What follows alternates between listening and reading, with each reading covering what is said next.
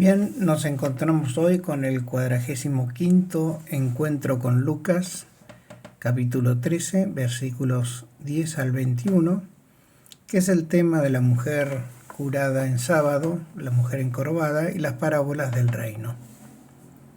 Nos habíamos preguntado cómo defiende el Señor el curar en sábado frente a las críticas que recibe. ¿Qué nos enseña con esas respuestas? Y las dos parábolas, la de la semilla y la de la levadura, ¿qué nos enseñan? Lucas nos dice en qué lugar geográfico ocurre este episodio. Se limita a indicar que fue en una sinagoga y que fue en sábado. Como era habitual en su jornada, Jesús unía a sus predicaciones algunas curaciones ocasionales. Y esta es la última vez que Lucas dice que Jesús estuvo en una sinagoga, y aunque el silencio posterior no sea argumento suficiente para deducir que nunca más volvió a enseñar durante las reuniones sabáticas, no debería extrañarnos que las cosas se hayan desarrollado de ese modo, pues la tensión con las autoridades religiosas iban haciendo cada vez más difíciles. Nos encontramos ahora en la sinagoga, y entre los enfermos había una mujer que padecía una deformación ósea en su columna, por lo cual vivía desde hacía 18 años sin poder enderezarse. Lucas dice que esto era a causa de un espíritu que la tenía enferma, que la tenía atada, y pone en boca de Jesús la misma concepción. A esta la ató Satanás hace 18 años. Puede ser que Jesús se amoldase al modo de pensar de los que le escuchaban, los cuales ciertamente atribuían estos males al demonio. Por otro lado, Jesús entiende que este tipo de curación es como una liberación de un lazo, puesto que apela a la analogía de desatar a los animales para llevarlos a abrevar.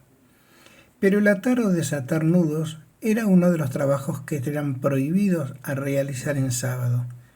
Y se nota que los interlocutores de Cristo lo aplicaban también a los nudos espirituales, aunque ellos no respetasen los materiales, a menos cuando se trataban de los propios asnos o de los propios bueyes. Jesús la cura imponiéndole las manos y mandando autoritariamente sobre ella: «Mujer, quedas libre de tu enfermedad». Y la mujer al instante se enderezó y glorificaba a Dios por esto. El jefe de la sinagoga se indignó con Jesús que por haber violado el sábado, o de que fuese Jesús quien llevara a cabo la curación. Sin descartar que tuviese una concepción inapropiada del descanso sabático, da la impresión de lo que más pesa es que Jesús mostrase su poder curador de una manera tan contundente, atrayéndose la admiración y la gratitud de la gente que lo vio. Y esto causa envidia. Pero como todo hipócrita tenía que disfrazar ese resentimiento contra Jesús con un manto de celo religioso. Por eso no se dirige a Jesús, sino a la gente, y le dice: «Hoy hay 6 días en que se puede trabajar. Vengan pues esos días a curarse, no vengan en día sábado».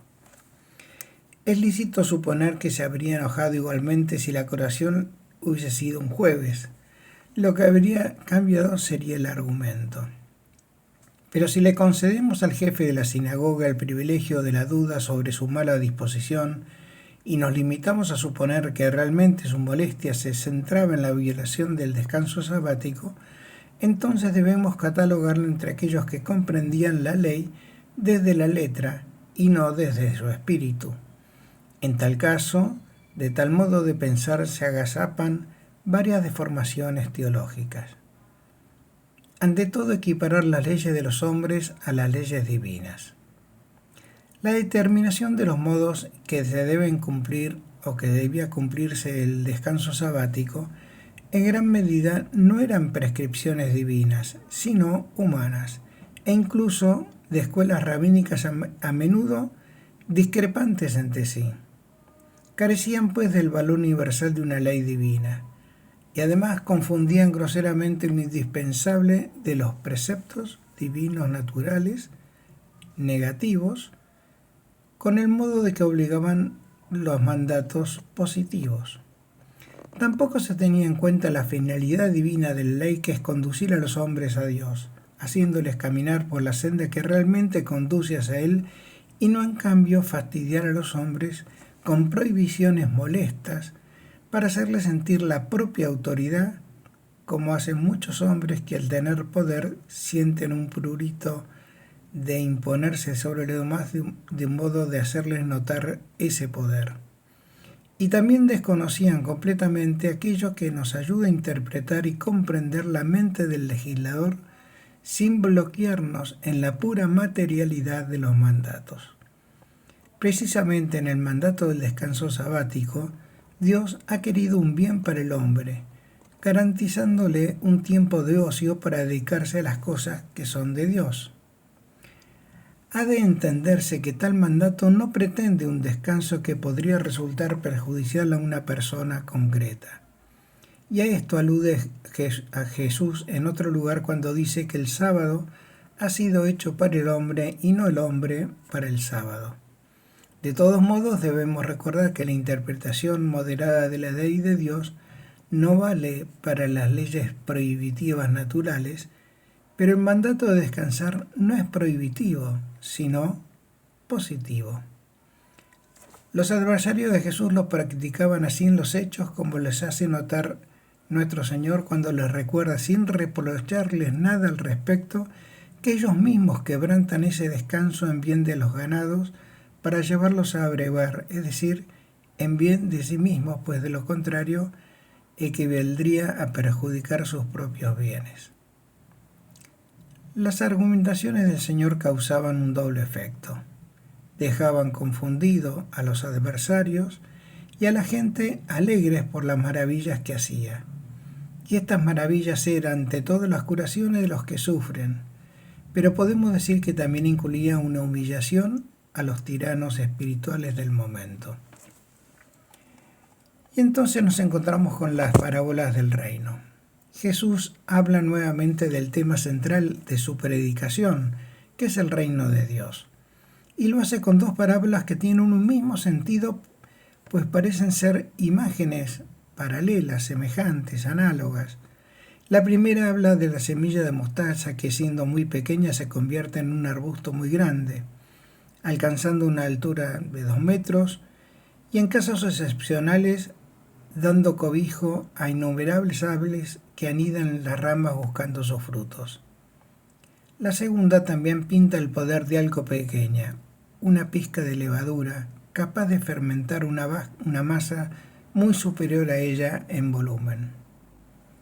¿Qué es lo que Jesús quería enseñar principalmente con estas dos imágenes? Puede querer decir, como acentúan algunos, que el crecimiento del reino de Dios es inexorable.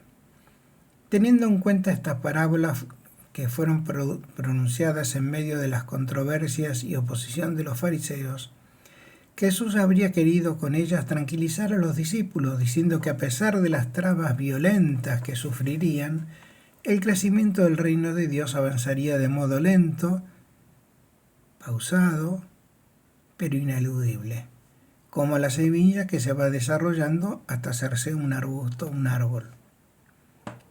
Hay que ir al mundo sin mundanizarse, pero entrar en él y transformarlo en el reino de Dios. Esta acción causará molestias al mundo y violencia, pero la masa terminará por rendirse a la acción. Y ambas parábolas también ayudan a entender que el mundo, como la masa, no puede transformarse por sí sola. Liberada a su propia suerte, permanecerá chata y se endurecerá. Si la levadura no actúa, se inutiliza. La levadura, que parece convulsionarla, en realidad está salvando la masa. Por último, las dos imágenes no son solo parábolas, sino profecías, porque a diferencia de los oyentes de aquellos hombres, de aquellos tiempos, nosotros somos testigos de esta realización. Hemos nacido en un mundo transformado por la levadura cristiana de un modo tan fuerte que incluso Muchos de los ejemplos de corrupción de nuestra sociedad no son otra cosa que decrepitudes de lo que otrora fueron florecientes manifestaciones cristianas. Si hoy asistimos a una apostasía de las masas, o al menos de las inteligencias, esto es posible porque en algún momento hubo una civilización que fue cristiana, y esta llegó a ser tal a partir de ese granito de mostaza que plantó nuestro Señor, a esa pizca de fermento, de levadura que enterró en la masa del mundo. Y como el Señor sigue plantando con sus santos nuevas semillas de mostaza y nueva levadura, no perdamos la esperanza de un nuevo florecer en santidad y de la santidad en el mundo. Espero que esto les ayude también a seguir meditando y profundizando en este texto de Lucas. Buenas noches.